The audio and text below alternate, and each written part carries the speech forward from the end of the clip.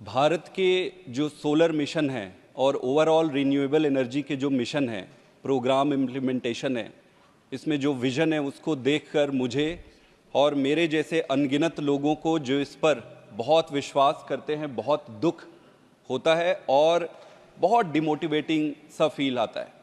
मैं इसका कारण आपको बताता हूँ। ऑनरेबल चेयर सर, हमारे देश के पास रिन्यूएबल एनर्जी के सेक्टर में इतनी संभावनाएं हैं, संभवतः इस पूरे विश्व में किसी भी और देश के पास वो संभावनाएं ना हो। अगर मैं सोलर अकेले की बात करूं तो हमारे देश में 300 ऐसे दिन हैं जो सनी है, सूरज की किरण वहां पर पड़ती है। जिस देश में 300 सनी डेज यू हैव, आप अपने सारी एनर्जी की जो आवश्यकताएं हैं वो सिर्फ सोलर से पूरा कर सकते हैं। फिर कहां गड़बड़ी हो रही है, कहां दिक्कत हो रही है, ये समझने की बात है। ऑनरेबल चेयर सर, हमारे देश की बात शुरू करने से पहले एक बारी मैं चाइना को बीच में लाना चाहता हूं, क्योंकि चाइना आज वो देश है जिसने जीरो से हीरो तक का सफर लगभग 10 से 15 सालों में सफर किया है। ऑनरेबल चेयर सर, आप देखिए कि चाइना का मोटिवेशन क्या है सोलर मिशन या रिन्यूएबल एनर्जी में। चाइना का मोटिवेशन है ग्रोथ, चाइना का मोटिवेशन है जॉब क्रिएशन। इंडिया का क्या मोटिवेशन है? इंडिया का मोटिवेशन है कि CO2 के जो एमिशन है उसको कम करना। इंडिया का विजन क्या है? इंडिया का विजन ये है कि हमारे प्रधानमंत्री जी इंटरनेशनल प्रेशर में आके एक कमिटमेंट देके, ये विजन में अंतर जो है ऑनरेबल चेयर सर, यही आपके ग्रोथ के ट्रेजेक्टरी को डिफाइन करता है। जब तक आपको बिलीव नहीं होगा कि सोलर एनर्जी और रिन्यूएबल एनर्जी से कुछ होना है और फ्यूचर ये है, तब तक आप कुछ बड़ा नहीं कर सकते। जब तक आपके सीने में जलन नहीं होगी कि इसको इंप्लीमेंट करना है, एनर्जी में आपको सर्व सक्षम बनना है और पूरे विश्व को लीड करना है, तब तक ये होने वाला नहीं है। ऑनरेबल चेयर सर, आप देखिए, भारत ने, हमारे देश ने 2022 तक 100 गीगावाट का टारगेट रखा था जो हम मिस कर गए। हमने 2030 तक 500 गीगावाट का टारगेट रखा है, मतलब 50% लगभग हमारी पूरी ऊर्जा की आवश्यकता रिन्यूएबल एनर्जी से आनी है। अब आज जिस स्थिति में खड़े हैं, वहां से वहां तक पहुंचने के लिए लगभग इसका 70% हमको अचीव करना पड़ेगा। कैसे करेंगे? कहां से होगा? क्या हमारी पॉलिसीज सही है? क्या हमारे पास उतनी फाइनेंशियल स्टेबिलिटी है? क्या हमारे पास विजन है? क्या स्टेट गवर्नमेंट्स के साथ आपके कोऑपरेशंस हैं? ओवरऑल आप कैसे एग्जीक्यूट कर रहे हो? आप अपने सारे प्रोग्राम्स को उठाकर देख लीजिए। मैं पूरी संजीदगी के साथ कहना चाहता हूं, एक एक प्रोग्राम्स जो आपने पहले शुरू किया है, नाम याद नहीं रहता क्योंकि हर दिन स्लोगन चेंज हो जाता है, इसलिए मैं सिर्फ, आप सारे प्रोग्राम्स उठाकर देख लीजिए, सारे प्रोग्राम्स फेल हो रहे हैं। ऑनरेबल चेयर सर, सबसे पहले मैं पॉलिसी को लूंगा। पॉलिसी में अगर देखेंगे 3 महत्वपूर्ण चीजें निकल कर आती, बहुत गंभीर विषय है, ध्यान दीजिएगा। Lack of clarity in vision, delayed entry and inconsistent policies.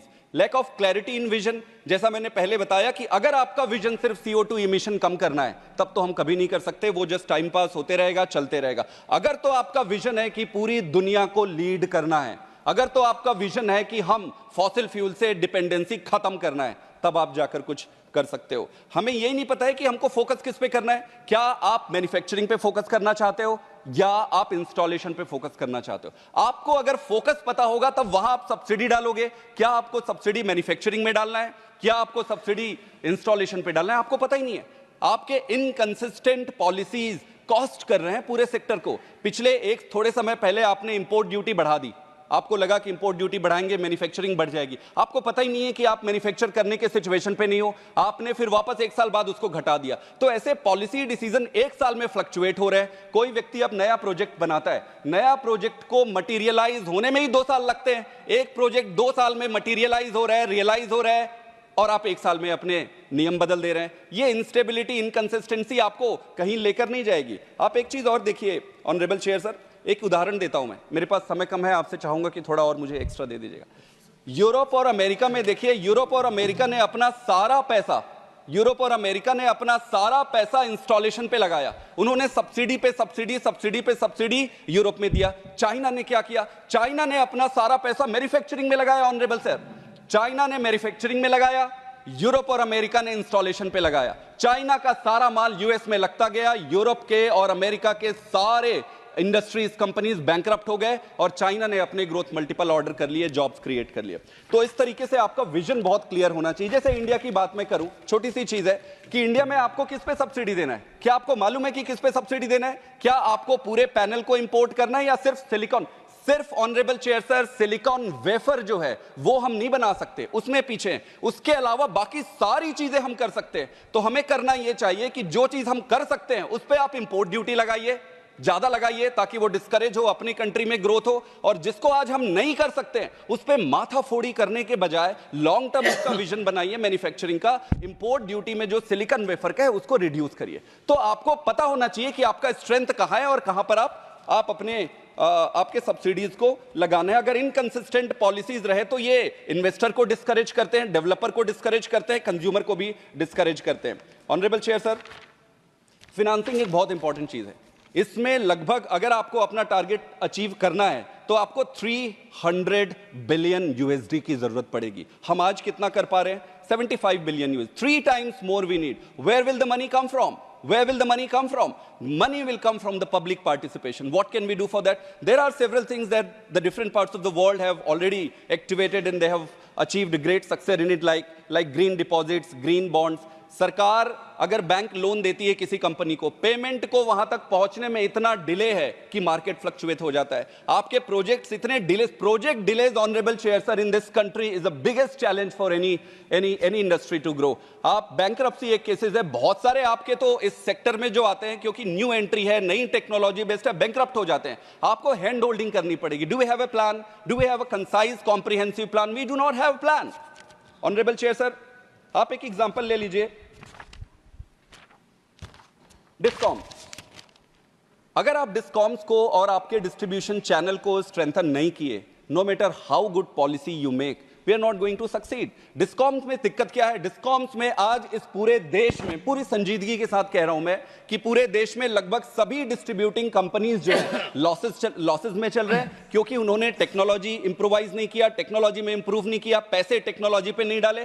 अब सरकार को उनके टेक्नोलॉजी इंप्रूव करने में भी ध्यान देना पड़ेगा, उनको वहां सब्सिडाइज करना पड़ेगा, वहां इंसेंटिवाइज करना पड़ेगा। उनके जितने ड्यूज हैं, कई डिस्कॉम कंपनीज कहते हैं कि भाई मेरी उधारी पड़ी है सरकार के पास, मेरा उधारी दोगे तब तो टेक्नोलॉजी। तो ये छोटी छोटी तो डिस्कॉम को अपने को रेगुलराइज करना पड़ेगा। स्किल्ड वर्कफोर्स योर ऑनर, आप proliferation of low quality services is going to be a bigger challenge. जो हम सोलर पैनल लगाने वाले हैं, आपके पास अगर स्किल्ड वर्कफोर्स नहीं है तो मेंटेनेंस, टेक्नोलॉजी तो आपने लगा दिया, जैसे आप मोबाइल खरीद लेते हो, मोबाइल सस्ते में मिलती है, आप खरीद लेते हो, खराब हो जाता है तो जाके बनवा लेते हो। सोलर पैनल लगा दिए, 10 दिन में खराब हो जाएगा, कहां जाओगे आप? आपके पास स्किल्ड वर्कफोर्स नहीं है, थोड़े दिन में वो डिस्कार्ड कर देगा, आपके कागज में सारी चीजें रह जाएगी। You need a skilled workforce, for that you need to have a separate plan. Now let us talk about the consumer.